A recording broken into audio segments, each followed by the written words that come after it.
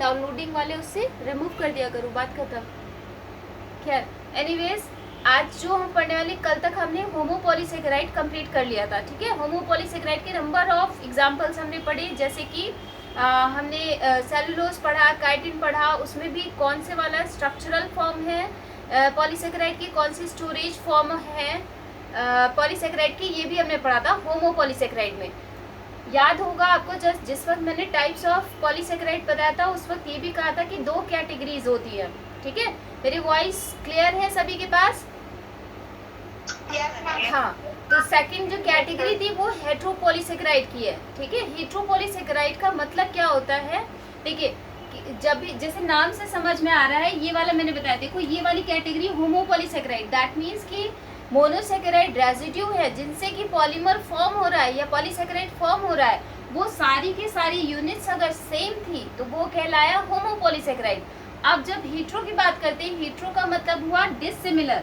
Dissimilar क्या है, अगर मोनोसेकेराइड रेजिड्यू जिनका रिपीटिशन होना है, जिनको ओ ग्लाइकोसिडिक लिंकेज के थ्रू आपस में जुड़ना है, अगर वो अलग अलग बात करें कि वो अगर किसी तरह से सेम ना होकर के अलग अलग है, डिफरेंट है, उनका रिपीटिशन हो रहा है, तो वो पॉलीमर जो फॉर्म होगा वो कहलाएगा हेट्रोपॉलीसेकेराइड। इसका सबसे अच्छा एग्जाम्पल अगर देखा जाए तो ज़्यादातर में होता क्या है हेट्रोपॉलीसेकेराइड में, जब भी आप देखोगे तो डायासेकेराइड यूनिट्स जो होती हैं वो रिपीटिशन में आती हैं, ठीक है।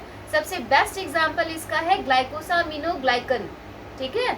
ग्लाइकोसामिनोग्लाइकन होता क्या है एक्चुअल में, उसमें ये तो सारी जो लिस्ट मैंने बना रखी है, इस वाली लिस्ट में सारे होमोपॉलीसेकेराइड है।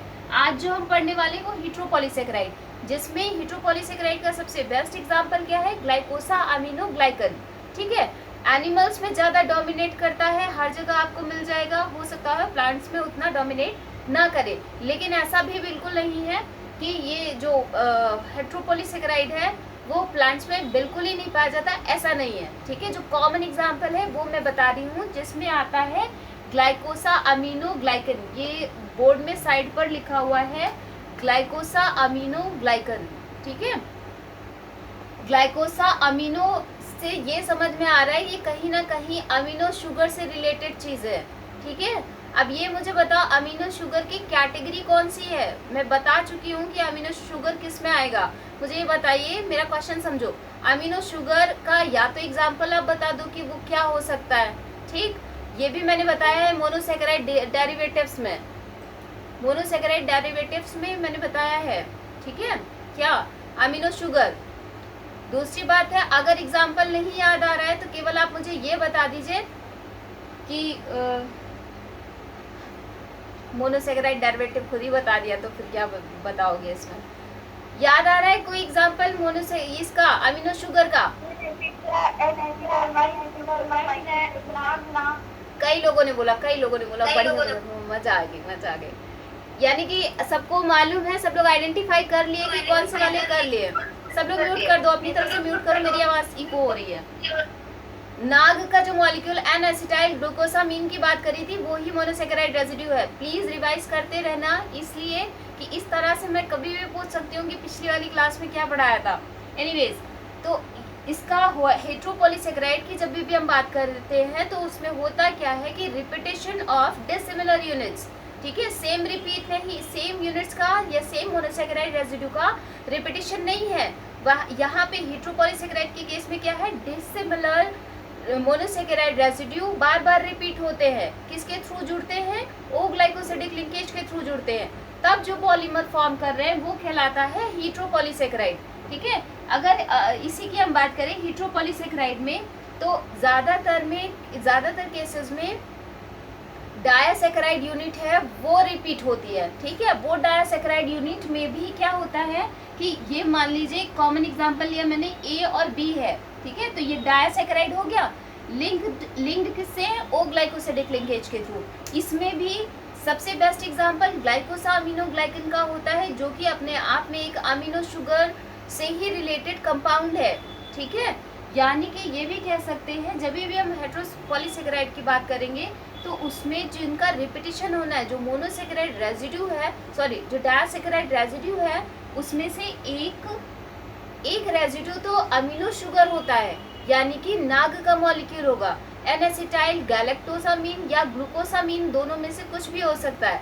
ज़्यादातर में एन एसिटाइल ग्लूकोसामीन होता है, ठीक है।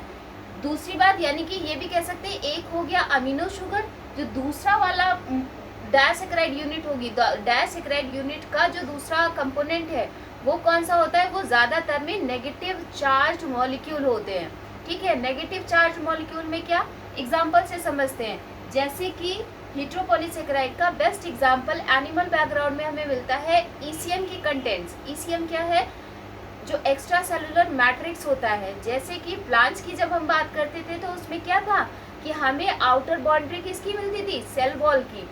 एनिमल सेल्स में तो ऐसा नहीं होता है कि कोई सेल वॉल प्रेजेंट हो, देन वहाँ पे क्या होता है, वहाँ पर ईसीएम होता है, एक्स्ट्रा सेलुलर मैट्रिक्स, ठीक है, ईसीएम। और ईसीएम में मैक्सिमम कंपोनेंट्स किसके होते हैं, हेट्रोपॉलीसेकेराइड के, ठीक। इसका सबसे बेस्ट एग्जांपल आप कॉन्ड्राइटिन सल्फेट देख सकते हो।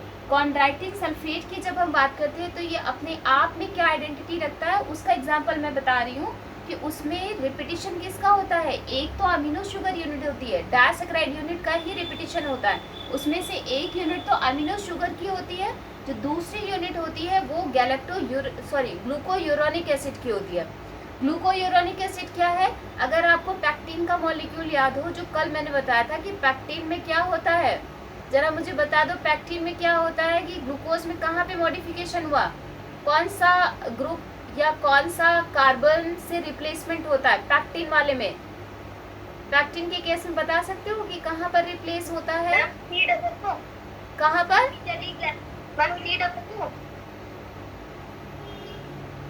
नहीं समझे हम, जरा चैट में बताइए, जो बता रहे हैं पहले अपना नाम बताइए फिर बताइए। मैम एक बार फिर से क्वेश्चन बता दीजिए। मैंने क्वेश्चन ये पूछा कि पैक्टिन का मॉलिक्यूल याद है, उसकी मोनोसेकेराइड रेजिड्यू क्या है। हाँ गुलाब सही बिल्कुल बता रहे हो, कार्बन नंबर 6 एग्जैक्टली, गुलाब ने बिल्कुल ठीक बताया, उसके लिए क्लैप होनी चाहिए। तो वहां पर कार्बन नंबर 6 पर जो रिप्लेसमेंट हो रहा था, क्या आ रहा था, कार्बोक्सिलिक ग्रुप आ रहा था, और कार्बोक्सिलिक ग्रुप के पास आपको याद होगा कि क्या होता है, नेगेटिव चार्ज होता है कि नहीं। आप क्या लिखते हो, COO माइनस और H+, ऐसे ही तो लिखते हो, ये एसिटिक ग्रुप है ना। तो होता क्या है कि एक तो अमीनो शुगर हो गया, जो दूसरा वाला होता है वो या तो एसिटिक ग्रुप से और कहाँ पे, कार्बन नंबर 6 पर, ठीक है, या फिर किसी तरह से और किसी हाइड्रोक्सिल ग्रुप को, किसी और कार्बन के हाइड्रोक्सिल ग्रुप्स को रिप्लेस करके या तो ये कार्बोक्सिलिक ग्रुप आ जाता है या फिर सल्फेट ग्रुप आ जाता है। और आपको मालूम है दोनों के पास ही कैसा चार्ज है, नेगेटिव चार्ज है, ठीक है। तो यानी जो कंडीशन मैंने बताई थी कि जो रिपीटिशन होना है हेट्रोपॉलीसेकेराइड में, वो किसका होना है, डायसैकेराइड, किसी डायसैकेराइड यूनिट का होता है, बार बार रिपीटिशन। किसके थ्रू जुड़ेंगे, ओ ग्लाइकोसिडिक लिंकेज के थ्रू जुड़ेंगे। यानी कि AB जैसे ये मान लीजिए एक AB का ये रेजिड्यू हुआ, फिर AB आ गया, फिर AB आ गया, इसी तरह के थाउजेंड्स ऑफ मॉलिक्यूल्स आपस में मिल करके पॉलीमर फॉर्म करते हैं, जो कहलाता है हेट्रोपॉलीसेकेराइड। मेन एग्जांपल ग्लाइकोसामिनोग्लाइकन है। जब हम इनके और एग्जांपल्स की बात करते हैं तो एनिमल बैकग्राउंड में जो ECM के कंटेंट्स हैं वो सबसे बेहतर एग्जांपल है। सबसे पहला आता है कॉन्ड्राइटिन सल्फेट। ये कॉन्ड्राइटिन सल्फेट में अगर इसका स्ट्रक्चर देखें तो दो यूनिट्स में से एक यूनिट होती है ग्लूकोयूरोनिक एसिड।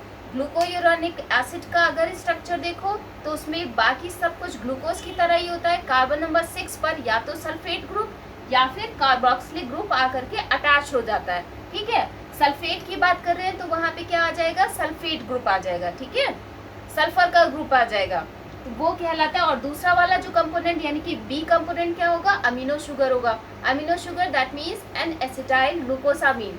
फिर नेक्स्ट जब यूनिट आएगी तो वो काहे की आएगी, फिर इसके बाद ग्लूकोयूरोनिक एसिड आएगा, फिर नाक का मॉलिक्यूल आएगा, फिर ग्लूकोयूरोनिक एसिड आएगा, फिर नाक का मॉलिक्यूल। इस तरह से वो कॉन्ड्राइटिन सल्फेट बना लेता है, ठीक है। और ये कंपोनेंट कहाँ पे पाया जाता है, एनिमल में जो एक्स्ट्रा सेलुलर मैट्रिक्स है, क्योंकि वहाँ पे प्लांट सेल तो है नहीं, वहाँ पे जो प्रोटेक्शन का काम करना है वो किसे करना है, ECM को करना है, ठीक है। इसी तरह से कॉन्ड्राइटिन 6 सल्फेट यानी कि 6th पोजीशन पर सल्फेट ग्रुप आ गया। जब कॉन्ड्राइटिन 4 सल्फेट की बात कर रहे थे तो कार्बन नंबर 4 पे जो OH था वो रिप्लेस हो जाता है किससे, सल्फेट ग्रुप से। तो ये कहलाता है कॉन्ड्राइटिन 4 सल्फेट। कॉन्ड्राइटिन 6 सल्फेट एक और एग्जांपल है हिपैरिन का। हिपैरिन को आपने सुना होगा एंटीकोगुलेंट भी कहते हैं, ठीक है, मतलब कि क्लॉटिंग को रोकता है, ठीक है, ब्लड में क्लॉट्स को, इसी वजह से जब भी किसी को उसकी हार्ट अटैक वाली दिक्कतें होती है